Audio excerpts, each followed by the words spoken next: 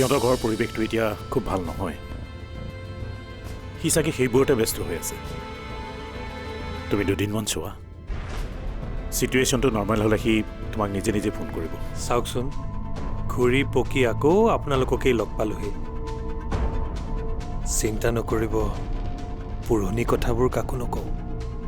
Nervous কৰিব নালাগে। মোৰ কিন্তু এটা কথা মনত পৰিছে।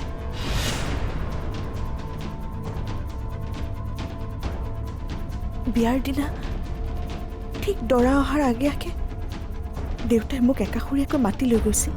তাৰপিছত I miss you too sweetheart. কিন্তু উপায় নাই, মই কোৱা কথাবিলাক চিন্তা কৰিবা। এতিয়া থৈছোঁ, পিছত ফোন কৰিম।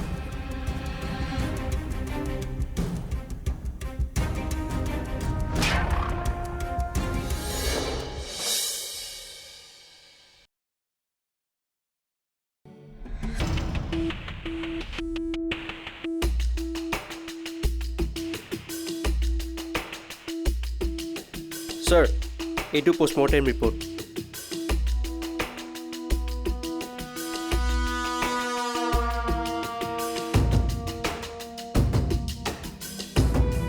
বৰা, স্যাৰ, আমি যিটো কথা সন্দেহ কৰিছিলোঁ সেই কথাটোৱেই সঁচা।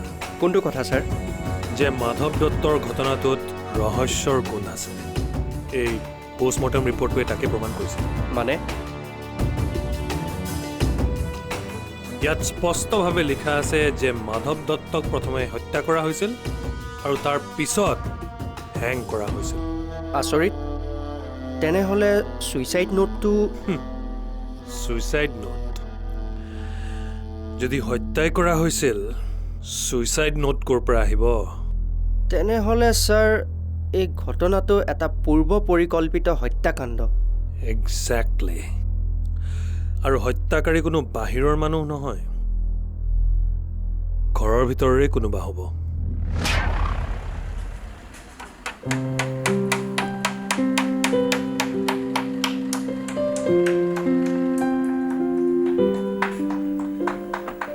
ভণ্টি, সেইবোৰ কি হ'ল?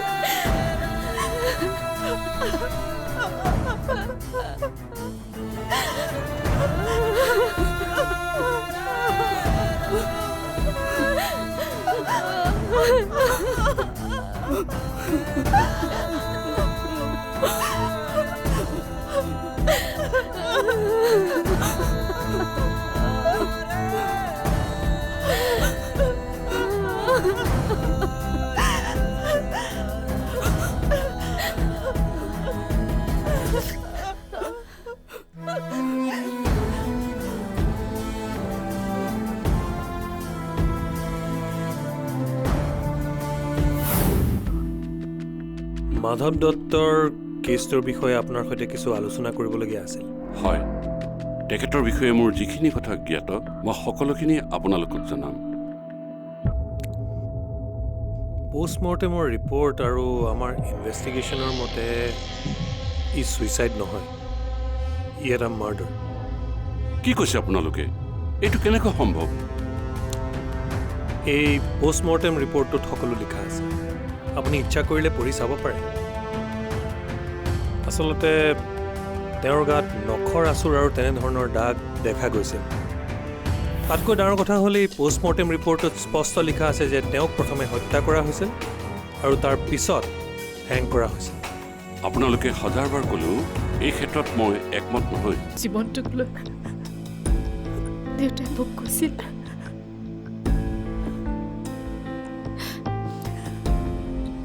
তোক এখন ভাল ঘৰলৈ উলিয়াই দিব পাৰিলে দেউতাৰ চিন্তা মুক্ত হ'ব বুলি। তেনেহ'লে তোৰ কথা কিয় নাভাবিলে? এইখন ঘৰত অকলশৰীয়াকৈ তই কাৰ সৈতে থাকিবি, কাৰ সৈতে কথা পাতিবি? ক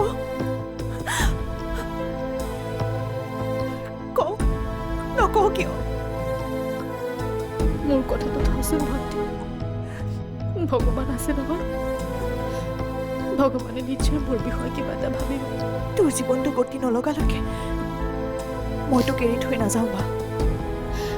নহয় ভণ্টি, তই যাব লাগিব। নাই বা, মইতো অকলশৰীয়া কৰি থৈ নাযাওঁ। তই যাব লাগিব ভণ্টি, তই তোৰ জীৱনটোক আগুৱাই দিব লাগিব। আৰু এই দেউতাৰ সপোন আছে, হয়নে?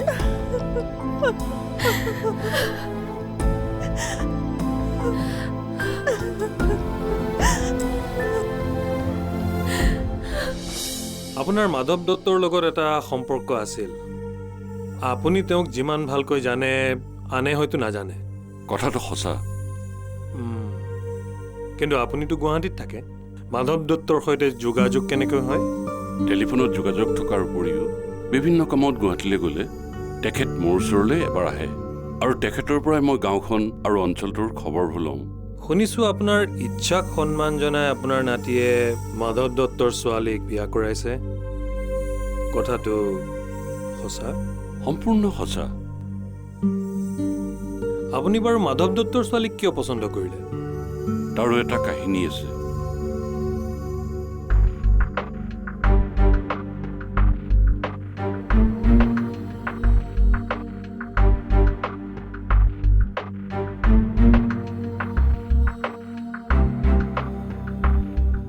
সেইকাৰণেই মোৰ নাতিটোলৈ দত্তৰ ডাঙৰজনী ছোৱালীক বিয়া কৰি অনাৰ কথা কৈছিলোঁ যদিও মোৰ নাতিটোৱে দত্তৰ সৰুজনী জীয়ৰীকে পচন্দ কৰিলে। প্ৰথমে আপোনালোকে দত্তৰ ডাঙৰজনী ছোৱালীক চাবলৈ আহিছিল, কিন্তু তাৰ পাছত আপোনালোকে সৰুজনীক আপোনাৰ বোৱাৰী কৰিলে। হয়, প্ৰথমে আমি বিয়া ময়ূৰীৰ লগত ঠিক কৰিবলৈ গৈছিলোঁ আৰু তেতিয়াই মোৰ নাতিটোৱে অৰুন্ধতীক দেখা পাইছিল। মোৰ নাতিটোৱে তাৰ মনৰ কথাবোৰ কোৱাত মই লগে লগে দত্তক জনাইছিলোঁ। দত্তই কথাটো শুনি ভাল পাইছিল, গতিকে কাৰো ইচ্ছাৰ বিৰুদ্ধে নগৈ এই বিয়াখন হৈছিল। বা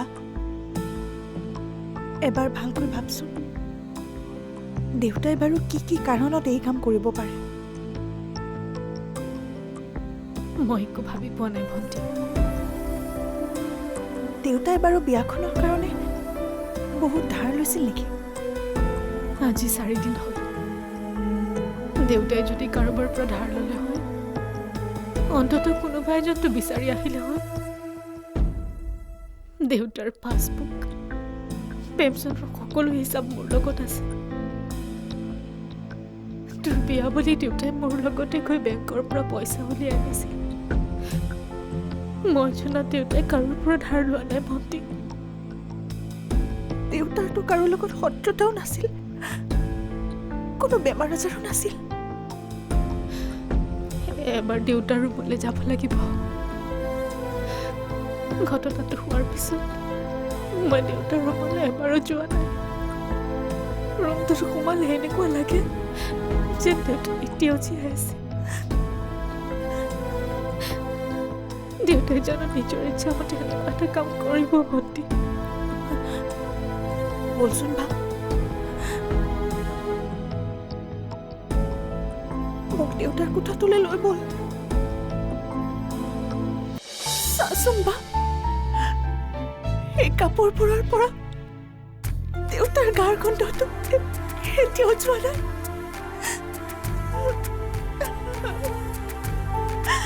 হ'ব দিয়া অৰুন্ধতী, দেউতাৰ এই বস্তুবোৰ ভালকৈ ৰাখিবা।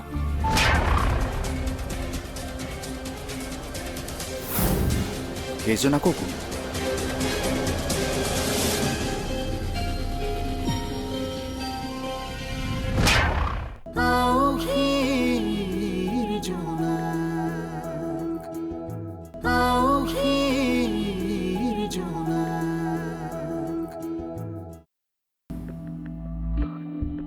ছাৰ কিবা ভাবিছে?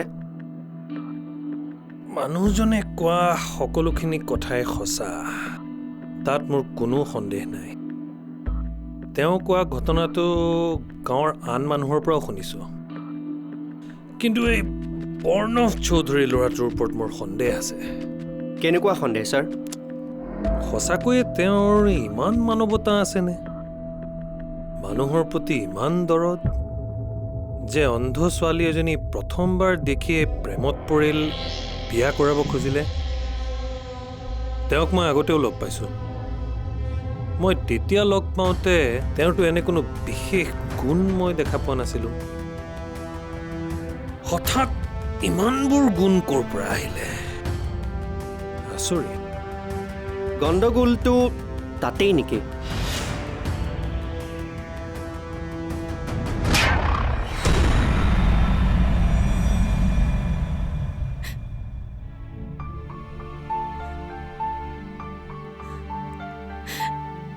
দেউতা নোহোৱাৰ পৰা দেউতাৰ কোঠাটোত কাকোৱে সোমাবলৈ দিয়া নাই।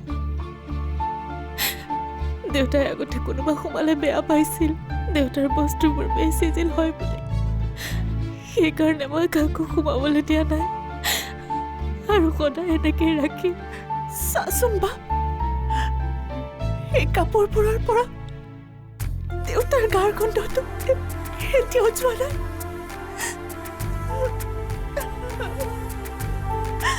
হ'ব দিয়া অৰুন্ধতী,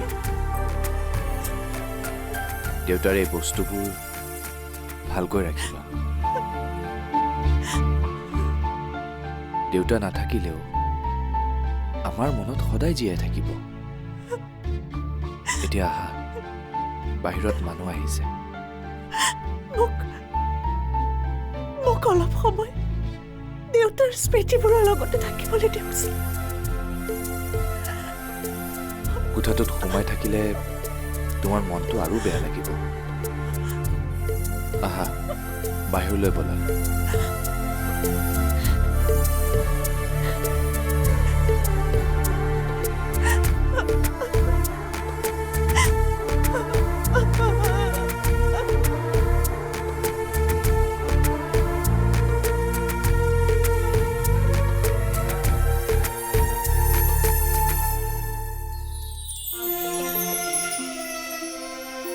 হাই মা। অথনিৰ পৰা কিহত ব্যস্ত? নতুন ডিজাইন এটা কৰিছোঁ। কোৱাচোন কেনে হৈছে? অসমৰ মেখেলা চাদৰত অকণমান ৱেষ্টাৰ্ণ টাচ দিছোঁ। বৰ সুন্দৰ হৈছে। মা, মই এটা কাম কৰিম বুলি ভাবিছোঁ। কি?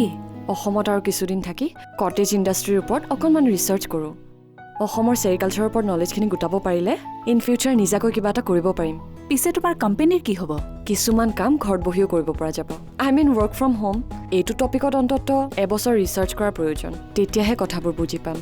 লাহে লাহে ডিজাইনবোৰ উলিয়াই ইণ্টাৰনেশ্যনেল মাৰ্কেটত মাৰ্কেটিং কৰিব পৰা যাব। কথাটো ঠিকেই ভাবিছা। মুম্বাইৰ ছিনিয়ৰ বা এজনীক ডিজাইনবোৰ দেখুৱাইছিলোঁ, তেওঁ খুব এনকাৰেজ কৰিলে। এতিয়া কোৱা মা, মই কি কৰাটো ভাল? মানে নিজস্ব কিবা এটা নাথাকিলে আজিকালি একো নোহোৱাই হৈছে। মই ইউনিক কিবা এটা মাৰ্কেটত উলিয়াই দিব পাৰিলে মোৰ খুব নাম হ'ব মা। আইডিয়াটো ভাল। যদি তোমাৰ কেৰিয়াৰত সহায় হয় তুমি কৰা। এইবোৰ কামত মই তোমাক সদায় ছাপোৰ্ট কৰিম। থেংক ইউ মা।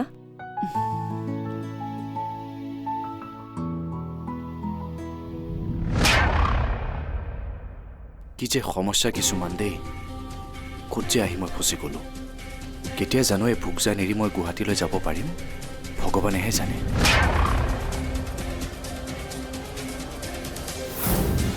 সেইজন আকৌ কোন?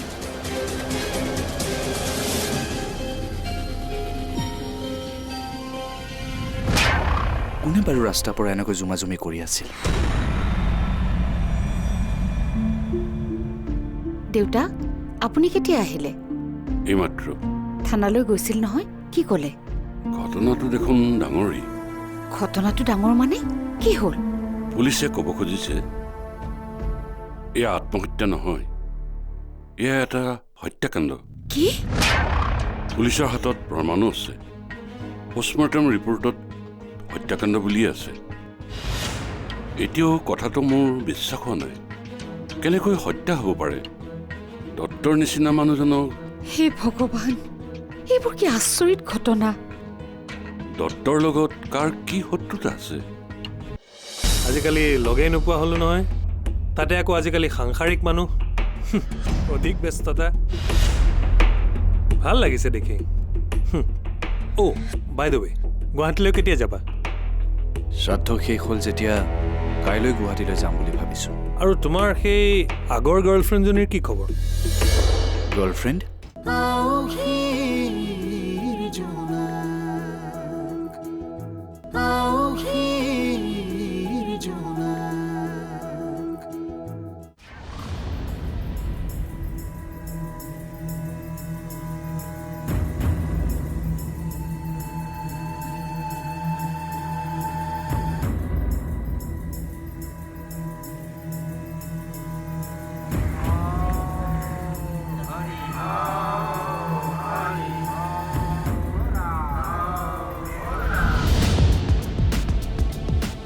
মাজনী বৰ্ণৱৰ খবৰ লৈ আছানে?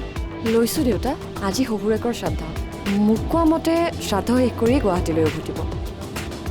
এই শহুৰেকৰ কেছটো কি হ'ল বা? সেইবোৰ খবৰ নাজানো। মানুহজনেই ঢুকাল, এতিয়ানো আৰু কি হ'ব? দেউতা, মই মাৰ লগত অসমতেই থকাৰ কথাটো পাতিছিলোঁ। মায়ে মানি লৈছে। সেইটোতো খুব ভাল খবৰ। তুমি ইয়াতে থাকি কাম কৰিলে আমাৰো ভাল লাগিব।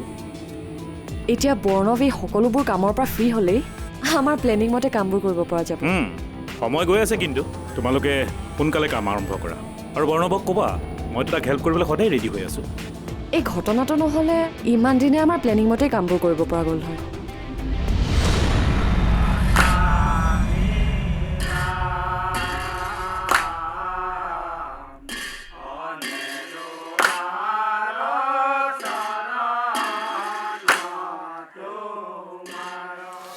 বিনয়, বিনয়, ককা কওকচোন। তই এটা কাম কৰিব লাগিব। কি কাম ককা? তই কালিলৈকে গুৱাহাটীলৈ যাব লাগিব। হ'ব ককা। বোৱাৰীক লৈ যিমান পাৰোঁ সোনকালে আমি গুৱাহাটীলৈ যাম। বোৱাৰী গৈ ঘৰ সোমোৱাৰ আগতে ঘৰখন চাফ চিকুণ কৰি ৰাখিব লাগিব নহয়। হ'ব ককা। আমি গৈ পোৱাৰ আগতে তই সেইবোৰ কৰি আজৰি হৈ থাকিবি। ঠিক আছে। লেতেৰা ঘৰখনত নতুন বোৱাৰীজনী সোমাবলৈ বেয়া লাগিব। আপুনি চিন্তা কৰিব নালাগে ককা, মই সকলোবোৰ চাফ চিকুণকৈ ৰাখি থ'মগৈ। ঠিক আছে। অঁ।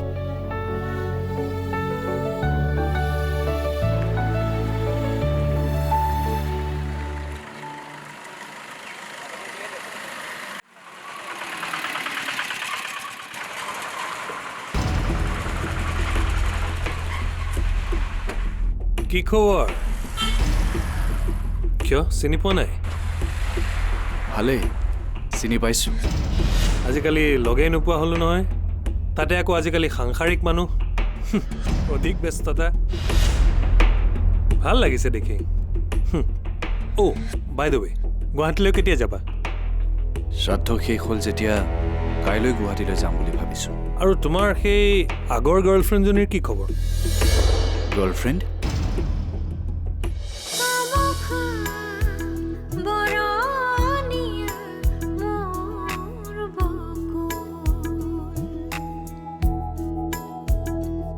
মলয়া জোৰণীয়া জেনাকু